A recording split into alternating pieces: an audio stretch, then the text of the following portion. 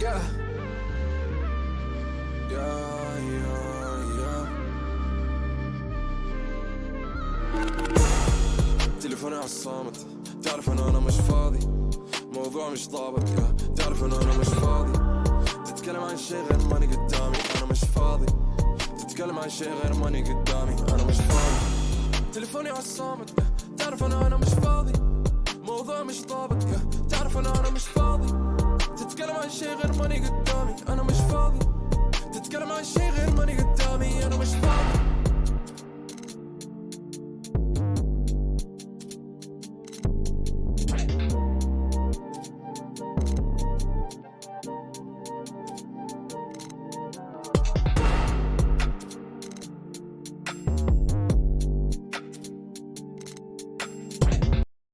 My name is Reem Saleh. I'm the Associate Director of External Relations and Partnerships with the Art Center, and we are very happy to have you here with this conversation, Arts Chat, How to Create an Evolving Community.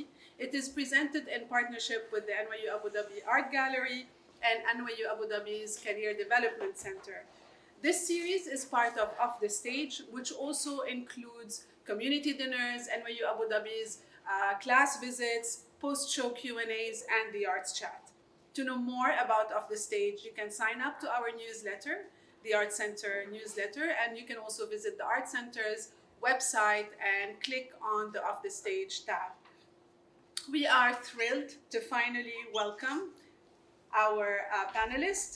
We start with Filipino artist and photographer Augustine Paredes, actor, director, writer, and video artist Preston Martin, composer, performer, and writer Matthew Mack, Sanam Parvani, junior student studying social research and public policy from the US, Tina Wadwa, the founding director of NYU Abu Dhabi's Department of Student Success and Wellbeing. This conversation will be moderated by Nicole Campbell, senior NYU Abu Dhabi student.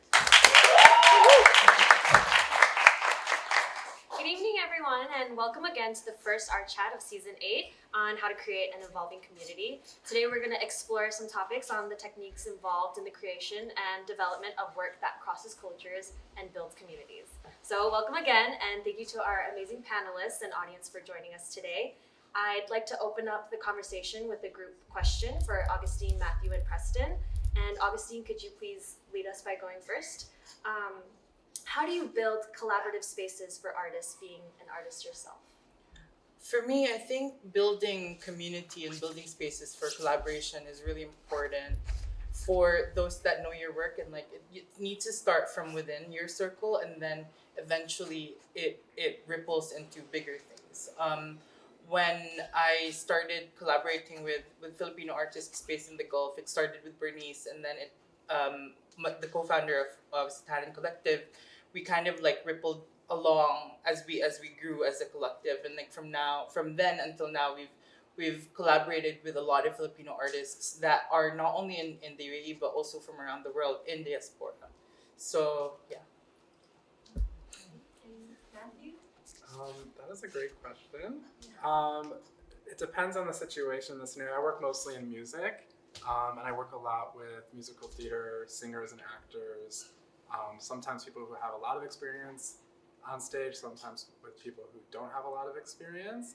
And so collaboration for some people might be something they're readily able to do, while for others they're not as comfortable with it. So I think a lot of the times it's about figuring out how I'm the facilitator of a process, and then figuring out how to equalize the room a bit to make sure everyone feels like they're heard. Everyone has a chance to get their voice into the space. Everyone knows what everyone else is not capable of, but is offering in a moment. So I think from the beginning, there's exercises that we do in rooms in the reality show, for instance, or in Real AD, which is just about getting people's voices in the space, so that for the rest of the process, there's a sense of shared ownership of what's happening.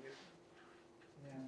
We do a lot of breaking the sound barrier and breaking the physical barrier because the room can feel so silent sometimes. So it's just like, get it out there, and then we're all there, and we've all made a fool of ourselves, and now that that's over with, like you don't have to be worried about being a fool anymore because we all are, and we can move forward from that space. But also, I think as an artist that also, though I lead the reality show room, I have also been a member of the cast in the past, which is a huge help to the process because I understand a little bit about what might be going on in people's brains and hearts. And so when I am an actor or a creator in a devised piece, I love to not know and to be celebrated for not knowing. So I think really coming in, laying the groundwork of like, nobody knows yet and we don't have to, I think goes a really long way to remember that the work in theater really is about constant discovery and experimentation. So if we're all in on that experiment together, not knowing, I think that really helps to level the playing field so that everybody's coming from that same space. Just to add on to both like important thoughts, it's also great to have like common space for everyone to fix yourself like a Venn diagram and find the common ground for everyone. So then there's a comfort, and there's a comfort in knowing that you don't know, but also there's comfort in making with people and with topics that you know as a community.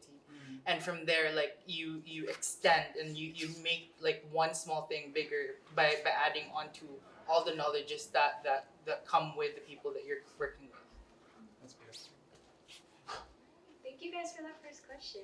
Now I have a bigger question for the bigger group. What have you found to be the most challenging but also rewarding task in creating work that crosses different cultures? Sanan, do you have any ideas to start with? I know it's not cultures, but I think the first thing that popped into my head.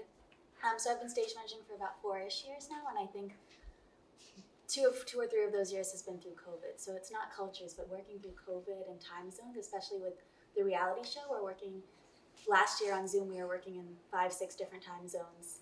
And this year we started in New York for 8 weeks and then transitioned here for 2 weeks. And that's also working with a cast that is living in a different context. So I think adapting to the cast members and their different conflicts that they have in their respective cultures and time zones.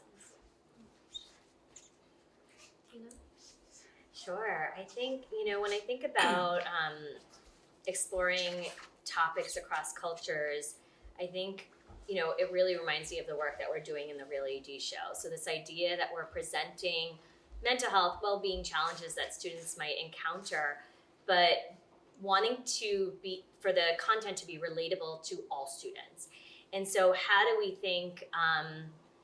make sure that students from a culture that might be more conservative can digest information that is still valuable and still, can help them on their journey through university, while also being mindful of how it, wanting to make sure that everyone in the room can really take in that information. And I think we think about that a lot when we're talking about some of the sensitive topics that we explore, and making sure that we're not losing anyone in the room. And you're never gonna, grab everyone's attention, but we want to be really thoughtful and respectful about, the cultural diversity of our community, and looking at that as an opportunity and not a challenge, right? That allows us to be really innovative. It allows us to utilize the strength of the cast members who are really writing this material and developing it to say, like, how would you want to receive information about this? How would you be able to digest it?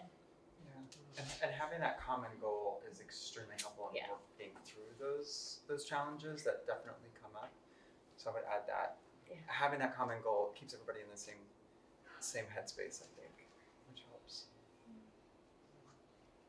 Augustine, do you have anything to add? Yeah, I mean, there's also a lot of self-censorship that's happening when you kind of collaborate with a bigger, with a more diverse group of people or community, and it needs to. I'm sorry, maybe self-censorship is not the word, but rather consideration, tolerance of all the things that happen that is outside of your comfort zone, but for others is very normal. So there's a lot of consideration that needs to happen within yourself and also within the community itself.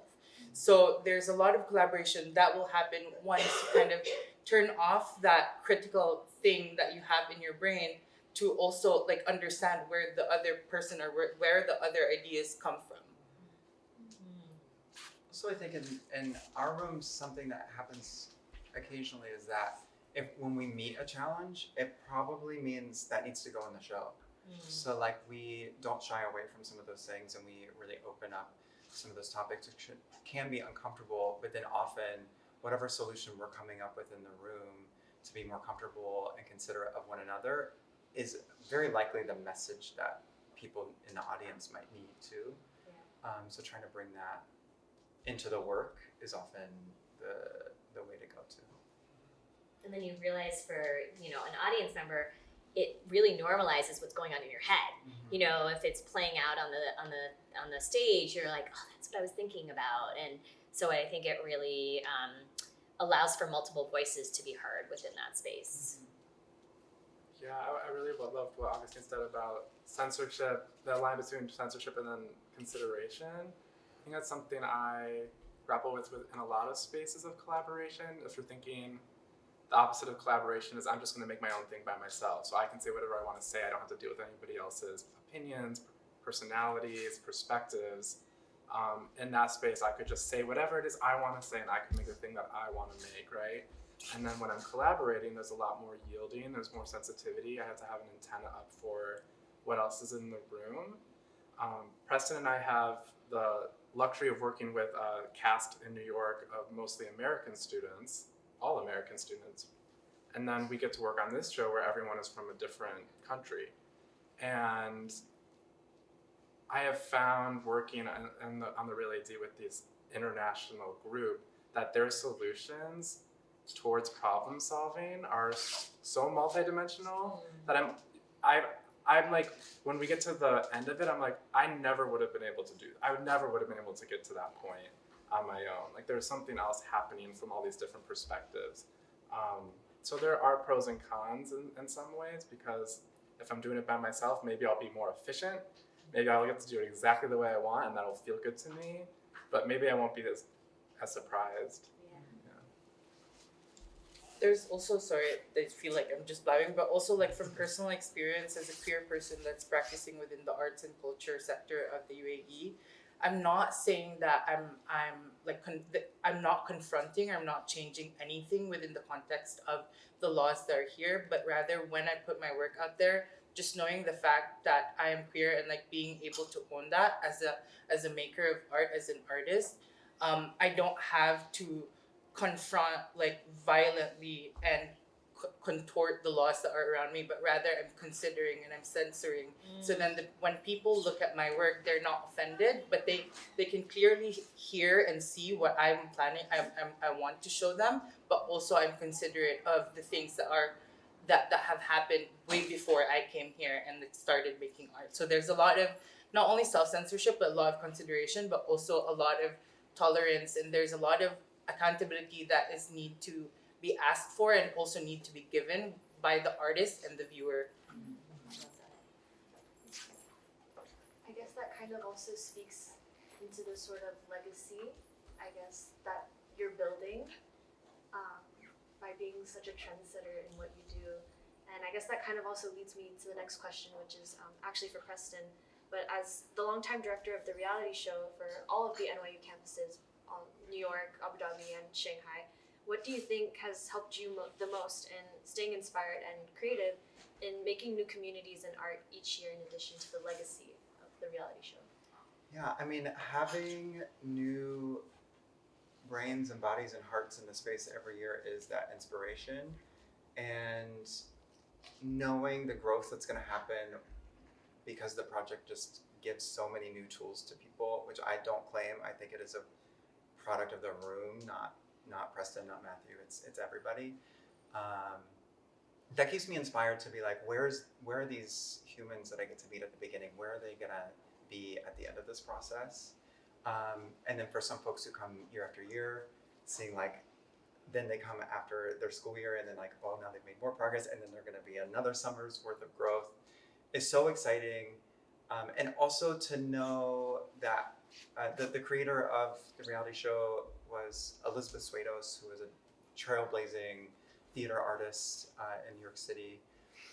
And being able to introduce her to new people is such, I take that really, really, really seriously. And I'm so thankful for all the gifts that she's given me. And she's provided this platform for now 18 years. This is the 18th year of the reality show at large. So knowing that there's been 18 summers of these artists that get to come through, the inspiration kind of handles itself. But also, I've a conversation that happened a few days ago. We were looking at some of the video work that we did when we moved online in 2020, and realizing like that, especially in 2020, that moment was now like it's such a time capsule of what it felt like very, very, very early in the pandemic. And then I realized actually every single one of the years is its own time capsule of like where the community was in those moments, and things that have changed and things that have sadly not changed is really, really fascinating. And so knowing what it feels like to look back 10 years and then 18 years at the beginning of these scripts and then seeing where they are now, I think that's also, there's such pleasure in seeing the growth of society and these three small societies and the way they reflect across the globe. It's just such a gift. Yeah. So amazing. Thank you for that question. Thank you for your answer. Augustine, I also wanted to ask you something along the same lines. Do you feel that as communities evolve and the times change, that your work's purpose has also shifted, and what also remains your most fundamental inspiration?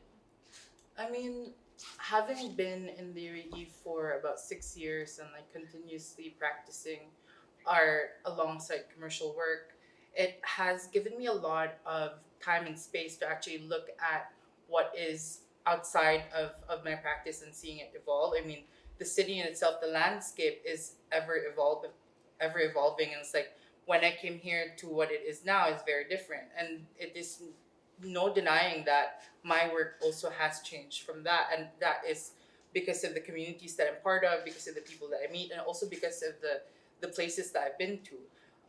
My work has changed drastically because I was able to introspect during the time of migration, of me being removed from, me moving from one country to another, and like being able to introspect my Filipino-ness. I was able to also look at the Filipino-ness outside of what I know, and because the country is like a lot of Filipinos in population, I was able to try and see what kind of work I can get by looking at them, but also after looking at them, I look within me. How much of them do I see in me? And there's a lot of that in my work, and I guess like the fundamental inspiration of my work is my being Filipino, but also not only mine, but also the rest of the Filipinos' Filipino-ness. And I feel like over time, as an artist, the mirror that I'm looking at, the lens that I have, becomes bigger and bigger, and rather it having only reflecting myself, it also goes both ways. It has reflected my thoughts reflected on them, and their thoughts reflected on me. That's really amazing. Thank you. Matthew, I also had a question along similar lines. Seeing that you do a lot of work with others and developing other people's works as well as your own, I wanted to ask you, what is the creative process like for you while working with students and other people who might bring their work in and look to you for assistance? That's a good question. It varies every time because different students and different collaborators have different needs. So I think, firstly, I try to assess how I can be useful to whatever is brought to me. And you've seen in our room, like sometimes a person will bring in a song and it's like, it's good to go. I don't think you really need much of my help on this. And other times I can see a person they might have a really good melodic sense, but the harmonic sense isn't there. And I can provide those tools for a person. A lot of the time, I think, especially in my work in theater, which as of lately has also verged on dramaturgy as well as music, I'm looking for the holes in logic, like gaps in logic, and how I can help assist fleshing those out, filling those in, making sure that stories are clearly being told in a way. I talk about breadcrumbs a lot in storytelling. If I lay a breadcrumb here, then the next one's going to be here, and the next one's going to be here. And oftentimes in writing, with students especially, you'll get a breadcrumb that goes this way for a second. You go, why is that there? It's a lot of that type of stuff. Just kind of putting a mirror up to a person's work and asking, like, how is this working? How is this serving your overall message? And because I have the music tools, sometimes I can do that using those tools without even having to telegraph that, but often it's usually in collaboration with the person who I'm working with and getting them to get there. Yeah. I have a question for you next. What is it like working with so many different communities as a stage manager, and how do you think that it's helped you grow as an artist yourself? So I guess when I first started, it was very informal. It was a bunch of 16-year-olds in high school just trying to put something on stage. There were no adults. And so when I moved into NYUAD, I craved something that was more formal, a formal script, something, this is what stage management is. And I didn't find that, and I don't think you find that ever. So I think as I've worked with different communities, I've learned that, there's no set language I have to adapt to. The people around me, the cultures around me, and also the people in the room. So sometimes I'm just working with the cast, which is all students like myself. And then sometimes I'm in a room with just administration or just directors and creative directors. And so how do I manage like my relationship to these people and make sure that I'm balanced and I can be a friend to all the people that I've met over the 10 weeks being in the cast with them, but also help them make sure they get their deadlines and have this sort of like strictness, I guess, but keep my priorities of kindness and empathy in all my communication. And I think that happens, I send daily emails, and even in those emails, how do I make sure that I'm giving people mental health resources in these emails, or making sure that they know how to access things that they might need being all over the world, and balancing doing a whole show right now, but also having a full academic schedule. Like, how can I be supportive? So I think I've grown in a way because I've just learned how to become adaptive and not like search for this strict formula of what it is to be a stage manager. It's amazing. I can speak from experience that Sanam is an amazing stage manager. She does a great job, and she's very supportive. She doesn't give herself enough credit for what she does. But yes, my next question is for Tina. In your capacity as NYUAD's Director of Student Success and Wellbeing, you are intricately involved and witness the students' dedication and growth during this process. So how has the idea of community amongst the students, their peers, and also the creative team evolved for you over the years? It's evolved so much. I will say my relationship with the arts has evolved thanks to Preston, Matthew, and the rest of the creative team and the students. I think, coming into this space, I don't identify as an artist. I'm not, you should see this person on any instrument. Yeah. Like, it's incredible. Any instrument that I've seen. It's phenomenal, and just the way that Preston directs and how he sort of reads the room and gets everyone in the right energy and space. I think I have never sort of identified as that person, as an artist, and I still don't, but I think I've seen my evolution in understanding the impact that art can have on people, both like through the collective experience of seeing something together and through the sort of individual experience of digesting material by yourself that is so thoughtfully created for a specific audience, has really, just been a beautiful opportunity for me, and that was something I'm so grateful for. It's changed my life, quite frankly, and it changes the way that I think about the work that I do within my department. And so, I say this to the cast every year, is that like the impact of their work, it will be so much stronger than what we try to do throughout the academic year, because it is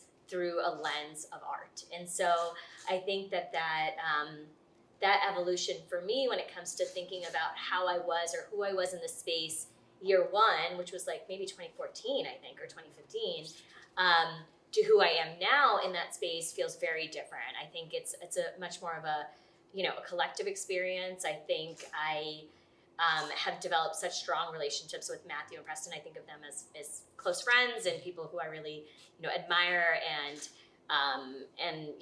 enjoy and learn from. And so I think that allows us to sort of have this wonderful, trusting relationship where we can push each other a bit. We can we can disagree about some piece, and we can work together collaboratively to sort of move forward.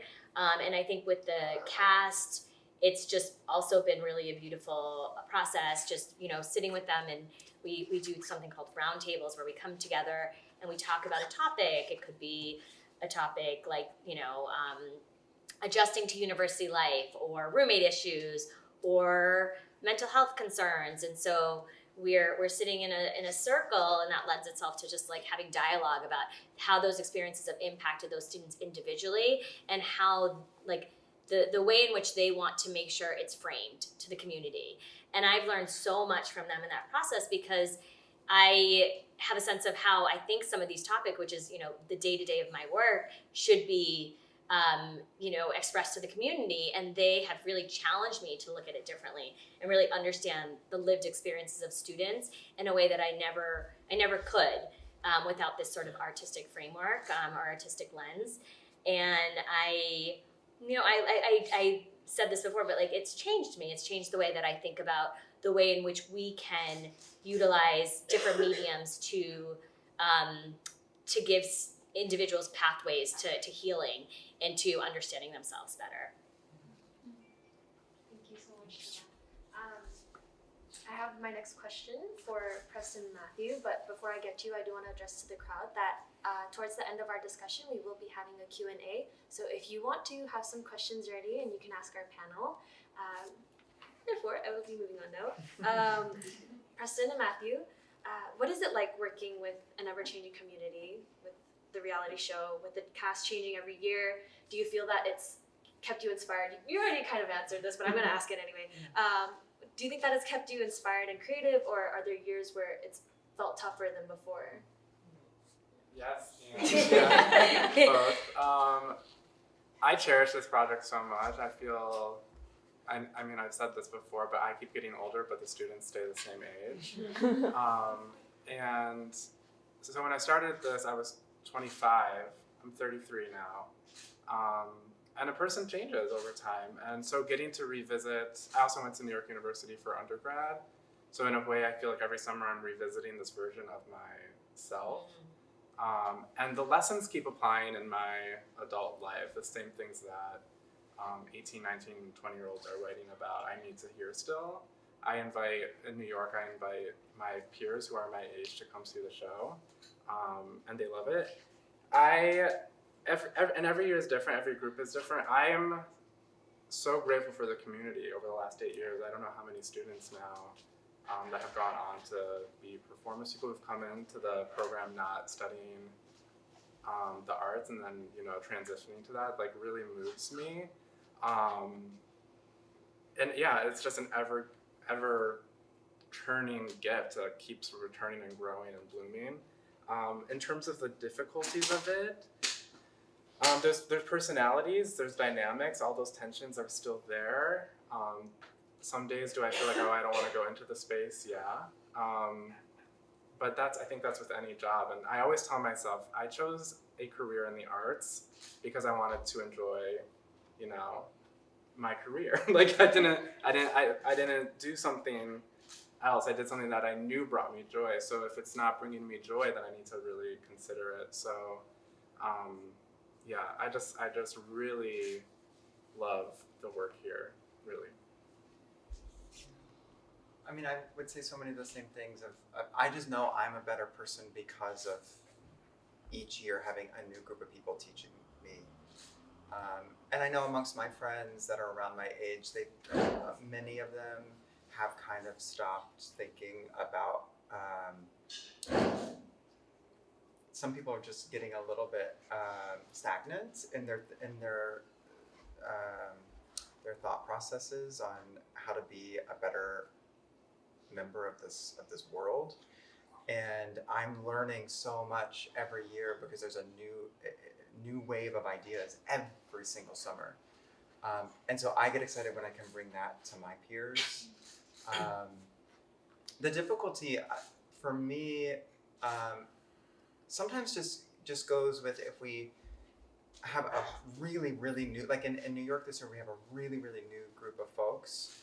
And so I realize how much of the show has oral tradition to it. So there's not as many people in the room who sort of know what to expect out of the summer, who know what to expect out of the work, even who know the songs, who know the harmonies, that can sort of more quickly teach the new folks in the room. That's like one of the hard parts for me, but it also it's that much more exciting because it's like, oh, but now you all are gonna find out what this thing is later. And then when you see it click, it's like, oh, that's the reality show. Like, and that's also Liz's magic, and like, it's a very cool thing. Sorry, I'm also getting emotional because I've also been in the Real AD show for the last 3 years, and experiencing it how it is this year has honestly been so amazing, and I am so grateful for the work that you two do.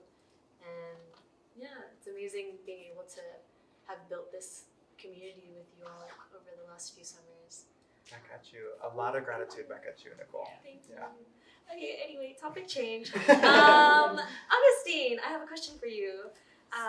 I wanted to ask you, how have you learned from being in this like new community, new environment, and how has this community sort of influenced your work and what you do today, specifically because of the region? I mean, coming from the Philippines, where I was brought up in a Catholic environment or very religious kind of family setup, I have already learned how to kind of exist in a very subliminal way and like subdue all of my inner workings and just exist within my own world. And I feel like that was a good training ground when I moved here, because I was able to exist in the way that I want to exist without offending people. And there's a lot of that I kind of have to get through and to get over with, but also to teach other people that are like me. And there's growth in that, because I am now able to say things that I want to say without being hard or without being offensive to the people that I'm speaking to. There are many ways that I can talk about one thing, but also I have learned to talk about this one thing and respect the people that are around me, but also respect my thoughts. It has taught me a different language when speaking about the works that I do. And it is both making worlds exist within worlds, and it has, like, I take credit and I look at myself and I'm really proud of what I've done, because there's only so much you can do when there are so many limitations that are set for you.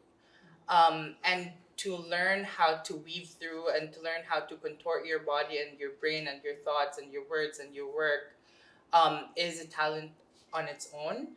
And yeah, so there's growth in that, because had I not been moved to a different country, or had I not been had I not moved to a different place with different people, with new set of religion and culture and all these other things, I would not have learned that.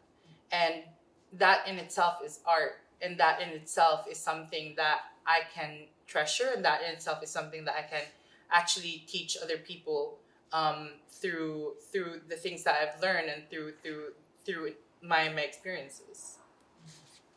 Thank you for speaking about this. Thank you. For being so brave and willing to speak about I mean, there's not a lot there's a lot of things that we need to say, right? But also we kind of have to say it in a way that nothing is offended, nothing is disrespected. You don't get to jail. You won't go to jail for it. But rather, there are ways to present the truth, and that truth doesn't have to be offensive or doesn't have to be so sharp that it cuts through.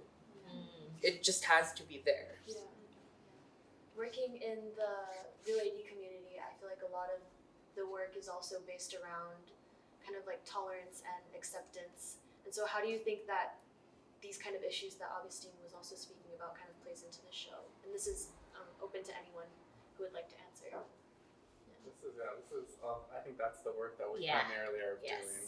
We are figuring out a way to say what needs to be said in a way that people will hear. I mean, that's communication generally, right? I have this thing inside me, I need you to know, but I know that you are stubborn in some degree. Whether it's like you're too cool for this, or you have a cultural leaning that makes you resistant, or maybe you're so ready to receive it that you don't receive it, right? There's so many things you have to account for. A lot of it's tone, style, what's the word I'm looking for? Where someone's like so good at something that they're like virtuosity. Sometimes, virtuosity is such a great tool because it's like, well, how are they doing that? How are they doing that? And while you're going, how are they doing that? How are they doing that? They're saying the thing that you also need to hear.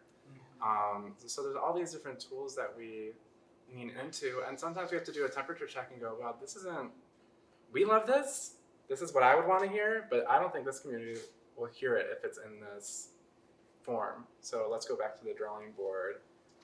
And we're lucky we have Tina's support, Simon's support, like a room of eyes and brains to help us with that temperature check. Yeah, I agree, and you said it so beautifully. Like as you were saying it, I think we were all like, yeah, that's the same experience that we have through this initiative. But it is, I think, coming from a place of like curiosity and creativity and innovation, I think has gotten us to the right space with some of these pieces versus if we're frustrated and angry and disappointed. And not that there's not space for that, because some people, that is the space that they need to be in, and I want to validate that. But also for something like this, like I've found so much, we've like, I've learned so much about creative problem solving and like looking within yourself and looking within your team to be able to say, well, how do we shift this slightly? And that for the most part, the end result is better.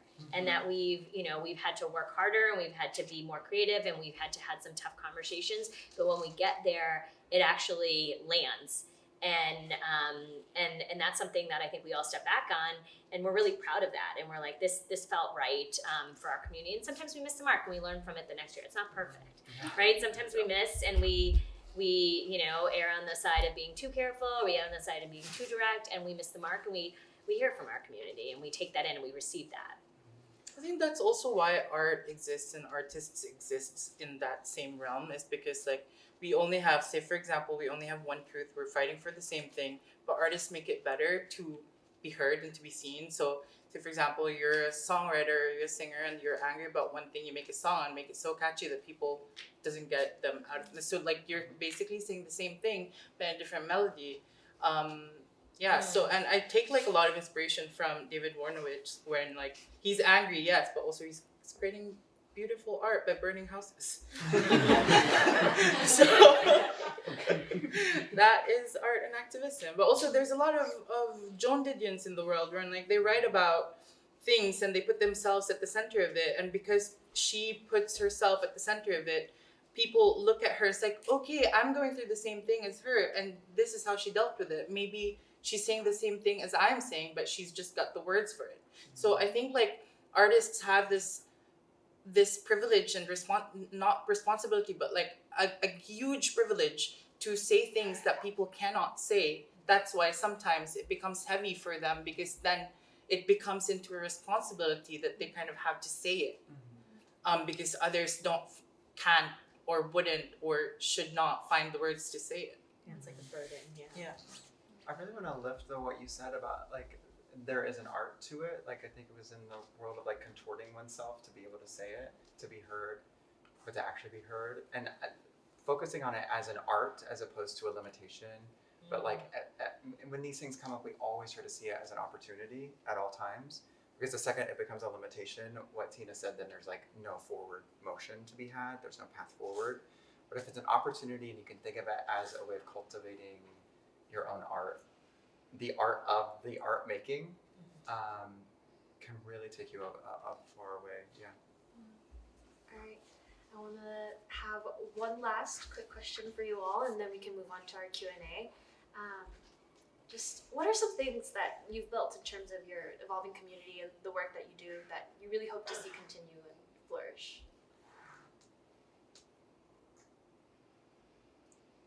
Yeah, sorry. Okay. No, yeah. Okay, so what are some things that you have built in terms of your evolving community that you hope to see continue and flourish? I paused because I have trouble taking ownership over any of it. So I think, but I want that to continue. I want it to not feel. I want it to continue to feel like everybody is doing the work, that it's everybody building, so that not one person is feeling like it's their burden or opposite, like mine. I made this. You know, that it continues to be all of us together. I think, like, you know, just the idea that it's really transformational for the community, yes, but actually the people in the room. I think, like, you know, seeing in particular students who go through the process of being in the Real AD show, I think it really changes them. And so I think that being just like, that's not how we sort of sell it, right? We're not like, come sort of have this like transformational experience.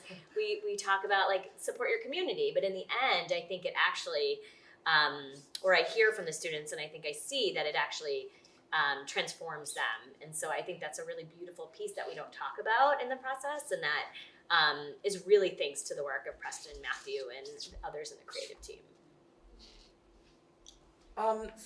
For me, in 2020, right after the typhoon, like a big typhoon hit the Philippines, my friend and I, Bernice, founded the collective of Filipino artists. And that's one thing that I am really proud to be part of, because there's a lot of need for different cultures and types of people and ethnicities, and we need to have more, we need to be included, and we need to be more seen.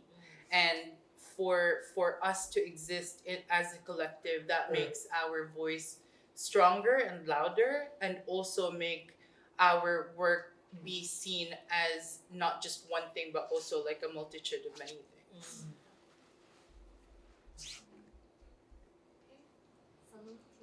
Anything else that you'd want to add? Matthew? Everyone spoke so. Yeah. Just the synergy in the space is something that's really profound. On a musical level, even my favorite thing is when two people who are brilliant on their own, or three people who are brilliant on their own, decide to work together for the first time and end up making something they would never make on their own. And being able to help facilitate that is really special. I think I said that that was in the New York room. There was three people in our room that I was like so surprised that they decided to work together. They just seemed like they were like in different lanes. And then what they made was so beautiful. And I remember saying, I was like, I'm so glad you three found each other. I hope you keep writing stuff. And I want to see that continue, whether I'm in the space or not. Just like 1 + 1 doesn't have to equal 2. I think something I've learned in this space is the ability to take inventory of where everyone in the room's headspace and heart space is, and take that inventory, and then if you need to switch gears and change the agenda for the day based on that, based on how people in the room are feeling, based on the headlines of the day, you do that. And I think this team does that really well. So. Okay, thank you all so much for answering my question. Thank you for your question. It's not just for me. I want to open up the floor to you all if you have any questions that you'd like to ask the panel. Yes? So, I was just wondering, with the reality show, when you do the performance, how do you make sure that it reaches outside of maybe like an echo chamber of the people that you're already, like university students and maybe more open-minded people, to reach the parts of the community that you kind of intended it to? How do you do that? Out of interest. What are tricks and tools for that? That's a great question. We talk about this a lot. We talk a lot about how do we reach the people on the periphery. I think a lot of it's tone, and a lot of it's not us preaching. But we were really intent on not preaching about the way things should be or the way we see things. Rather than do that, we try to portray scenarios or conversations in which the nuanced complications of people's varied lived experiences are exemplified. So if I'm outside of the echo chamber, the reinforcing belief that a community might hold, I'll at least go, okay, I'm a little bit outside of it, and I need to, reckon with that internally. I don't ever expect a person to leave a reality show and go, well, now I believe something completely different than what I believe, but I do hope that they go, okay, there are different points of view here, and I at least need to be considerate of that. So, and we talk to the students about this a lot as they're writing. You're not going to solve racism, any type of ism in an hour, in a song, but at least you will present a tapestry of conversations that are able to exist in this community or at the school at large, in a way that we hope, I think, just energetically stays with the student body enough to kind of ease communication between students and departments and all that. And I think, art creates dialogue, right? So if you're not necessarily going to change someone's perspective fully, but they might, leave the show and go have dinner with a peer and they will talk about it. And that, I think, is like the immeasurable impact of the show, because there's so many discussions that will happen afterwards, sitting on dorm room beds and, in the dining room, that I think really lends itself to creating change. Yeah, is it open to the public? It is not. It's not. So that's Okay, yes. So it is only for the NYUAD community. Thank you very much. Any other questions? Yeah, so I have a question. It's just very interesting for me. So I want to ask Augustine. I'm also Filipino.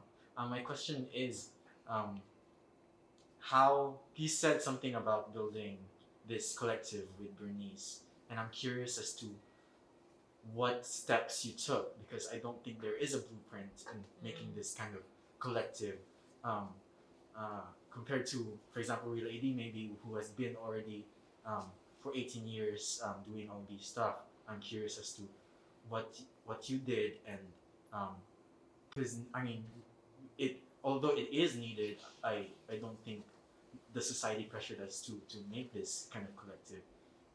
So I'm curious about that, but it also echoes, I guess, to both of you guys, because I'm also curious as to how you were. You don't always collaborate with other artists, but I'm curious as to how you sustain this community of artists in your own place in New York, and it is evolving so much. So I'm curious as to how you still participate on that, and how the community is basically of artists. Yes, you're correct. There's no blueprint for making a collective, and like for us, we did not follow like any blueprint that should be followed. For Bernice and I, it started with a cause of like wanting to help the Philippines by giving out donations, and as independent artists, like we also could not give out money from our own, so we thought of creating an exhibition that would show different Filipino artists from the region and from the rest of the world, and then ask them for a percentage that they would donate, like they'd be willing to donate. For that exhibition, it was always the artist first before the other people, so we kind of asked them like, how much do you want to donate? And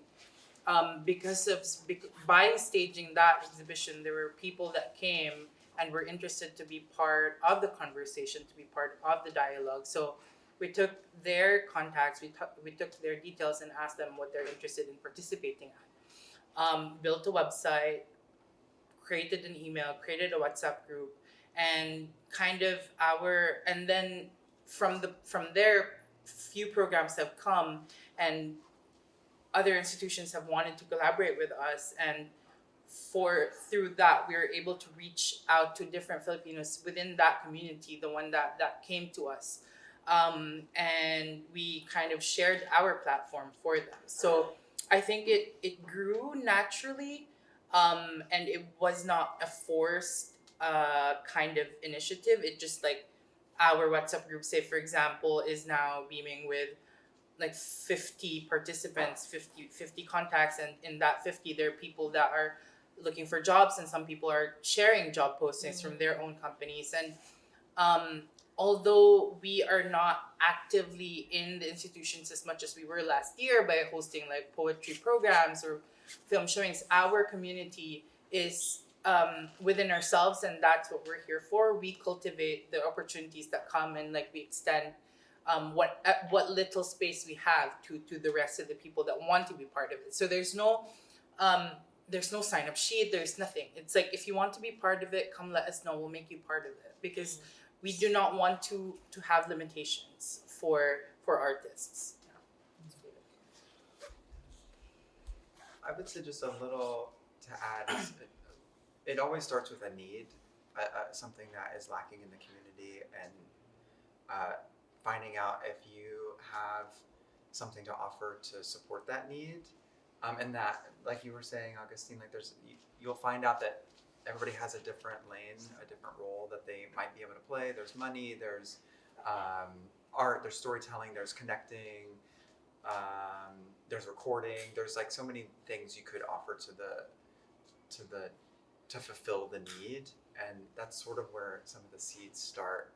But yeah, the blueprints are not often there, and if you're sort of trepidatious, but you also just feel your body moving toward it, and probably a little afraid to do it, that's probably the right path to take, because it's scary because the path isn't laid out in front of you. But that's the trailblazing. Yeah. There's just this one phrase that you said that the question had, like, the society has not pressured us to create collectives, but I don't think that's necessarily true, because the lack of Filipino names in the exhibitions within the country, that in itself is pressure enough, because yes, we are 20% of the population here, but we are not 20% of the art industry, or like our names are not there, but rather we exist in the wall. So that kind of lack is a pressure in itself for us to be more collective and to exist together and put our collective names in there. Yes, you also had a question. I do have a question. I think it was Matthew, it might have been Preston. Earlier you were talking about the need to meet all of your students or all of the people in the room where they are. Any advice for how to do that while also moving the project forward? So much patience and listening. I mean, I was really surprised last year to hear from a few students being like, oh wow, you took the time to hear me, which I assumed was an automatic thing that folks were doing. And I understand there's so much going on, so sometimes it's really hard, but like trying really hard to carve out the time and space to really, really hear people. It was strangely easier during the pandemic because large group working was we try to keep that a little bit more minimal because of Zoom fatigue. But like being able to meet one-on-one was like huge, because then you really get to hear not just like, this is what I'm presenting in front of the group, but this is like where I am, so that we can try to meet those folks there. But also, you know, recognizing personal limitations of how much you can carry as a leader. But that's a huge thing, I think, is the really listening, and then the patience of letting people bust out of that too, and also making sure everybody in the room, from the beginning we say, even if you know each other, give yourselves and each other the opportunity to grow out of wherever you are in this moment, and to meet this thing with all of the energy that you have. Yeah, I can give a few examples. In our New York room, the time I got to 2019, we had a cast of singers, like just people who are going to go on to have vocal careers, and the show was very sophisticated musically in terms of just the vocal virtuosity. And it became known for that, so people who auditioned were people who liked to sing and wanted to be known for singing. And then we had the pandemic, the show was online for 2 years. And so when students auditioned this year in the New York show, we didn't have the same room of singers that we had had before. So if I had gone into the room going, oh, this isn't gonna work for me, I need this to sound just like it did in 2019, then I would never have been able to meet them where they were. Instead, it was kind of like, okay, the show's gonna sound different this year, and that's really exciting. And maybe it's gonna actually be more accessible to the students because it's not gonna be about a bunch of students showing off. It's gonna be just them communicating from their hearts, and I can work with that. And then this year, for the cast members who are in the room, there was this tension between polite reservedness and just like fully expressing yourself. That in the beginning of this summer, we had to do a lot of work to get them out of their shells a little bit. I don't know if you remember the thing with there was like this door, a standalone door in our rehearsal room, and I just made them go through the door and just yell. I forget what the phrase was. I don't remember. Yeah, I don't remember either. There's doors opening and slamming. Yeah, but we had done work already to make them feel safe to an extent, but that was a leap for a lot of people. But we were there going, you can take the leap, you can take the leap. And then over time, like, you would not recognize the cast that started this summer with the cast that we are working with now. We went from people who I was like, are they gonna be able to perform on stage, to like honestly one of the most professional rooms I think I've ever been in. They're like so focused. They're actively improving the show on their own terms, making sure that we like get into the details of things. It's pretty astounding, but I do think sometimes you do need to push, but knowing that you've created this space to be safe, to say like, we got you, don't worry, if you fall, we're gonna pick you back up. That's all there as well. And really early, again, just like making a fool of yourself early is so helpful. Mm-hmm. And we make fools of ourselves, and it helps just to make sure everybody knows, like, if you mess up early, that's actually great. Like, let's mess up on the first day so that then you're not constantly afraid of tripping up. I think that really helps a lot. So like, we have activities that are genuinely, like, we have something called Silly Space where you have no choice but to go through the space. Like, just letting yourself free and wild, have your body and your voice do whatever it needs to do to get through the silliness. So on the other side, we've all been silly. We've all been silly. Another tool is, I always say like, oh, you're not sure of your idea, just tell us it's a bad idea, just tell us it's a bad version. And I use that all the time. We'll be like coming up with a hook and I'll be like, okay, bad version, da da da da da da da. And they'll be like, well, that's not so bad. Or like, that's bad, but like, I see what you're trying to say, and I think you could say it. I think what happens a lot of times is like, I know the idea is bad, so I don't want to say it, and then we never get anywhere, right? And so if I just say, this is a bad idea, but I'm just going to say it anyway, then I know you know that I know it's bad, and then we're all on the same page. So that's a tool that I probably say that at least once every rehearsal. Yeah. And we also practice, like, for our community guidelines at the beginning, a really important thing is a culture of appreciation, and it's always lead with what delighted you and what held impact. Because a lot of the stuff that does not work or does not hold impact will likely fall away if you just focus on the delight and impact. And I think that's actually a way to meet, it helps to hear people like, oh my gosh, that sentence had impact for you. I did that 2 seconds ago. Or like,